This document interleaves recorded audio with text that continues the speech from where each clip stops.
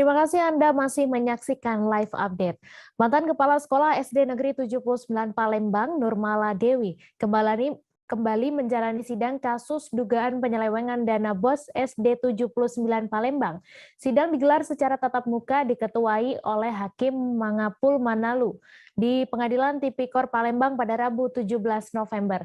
Pada sidang kali ini, JPU Kejari Palembang menghadirkan 2 orang saksi, yakni dari pihak sales penerbit buku 3 serangkai bernama Denny dan saksi ahli kerugian negara bernama Rodian. Untuk info selengkapnya akan disampaikan rekan jurnalis ripoku.com, Nisya, yang kini sudah terhubung bersama kami. Halo Nisya. Selamat sore Nisa. Ya, selamat sore. Apakah benar JPU Kejari Palembang akan mendalami keterlibatan Dinas Pendidikan Palembang terkait kasus dana BOS SD 79 ini? Benar sekali, Mei. Hal itu disampaikan langsung oleh Jaksa Penuntutan Pitsus Kejari Palembang saat ditemui usai persidangan.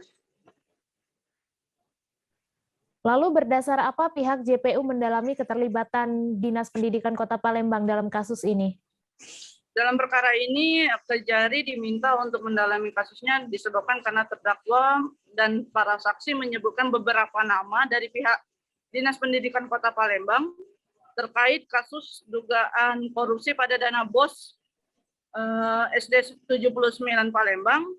Itu juga disampaikan terdakwa, bahkan terdakwa mengatakan ada beberapa pihak yang meminta uang padanya. Seperti itu, Mei. Kemudian apakah sebelumnya pihak Dinas Pendidikan Kota Palembang telah dihadirkan dalam persidangan atau bagaimana?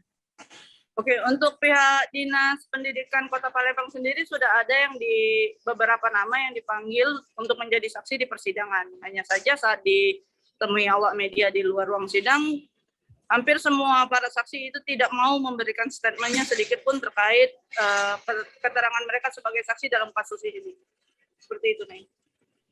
Baik, Tribuners, wartawan kami juga telah melakukan wawancara dengan JPU Pitsus Kejari Palembang. Berikut tayangannya untuk Anda. Keterangan ahli intinya dia mendukung terkait pembuktian kerugian negara sama mendukung pembuktian dakwaan jaksa penuntut umum. Terkait keabsahan atau sah tidaknya pencairan triwulan 3 dikarenakan berdasarkan keterangan dari tim manajemen BOS kemarin bahwa pencairan dana BOS triwulan 3 SDN 79 tidak dilampirkannya dokumen persyaratan, salah satunya itu adalah laporan pertanggungjawaban triwulan 2 dana BOS SDN 79. Tapi di triwulan 3 dananya bisa cair seperti itu. Kalau menurut juknisnya itu tidak bisa dicairkan, dan ahli tadi berpendapat bahwa hal tersebut seharusnya tidak bisa dicairkan.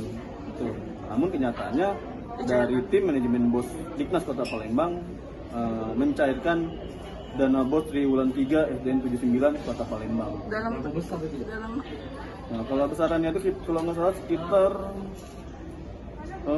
300-an kalau nggak salah, 300 atau 200-an. Kalau secara juknis itu sudah menyalahi juknis seperti itu.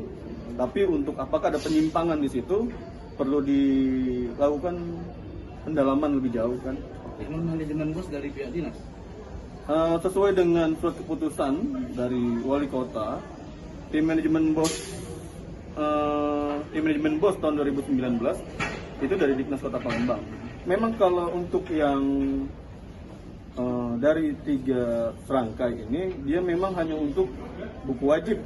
Kalau buku wajib secara juknisnya itu memang dia ada satu kesalahan, harusnya itu dibayarkan langsung. Tapi bayarkan langsung dalam artian harusnya dibayarkan by transfer, tapi ini kan secara cash antara terdakwa Jainab dengan pihak penerbit. Kalau itu tidak boleh. Dalam kasus ini berarti lebih dari satu pihak penerbit buku ya, Pak? Iya, ada beberapa penerbit buku. Jangan lupa subscribe, share, komen, dan like ya.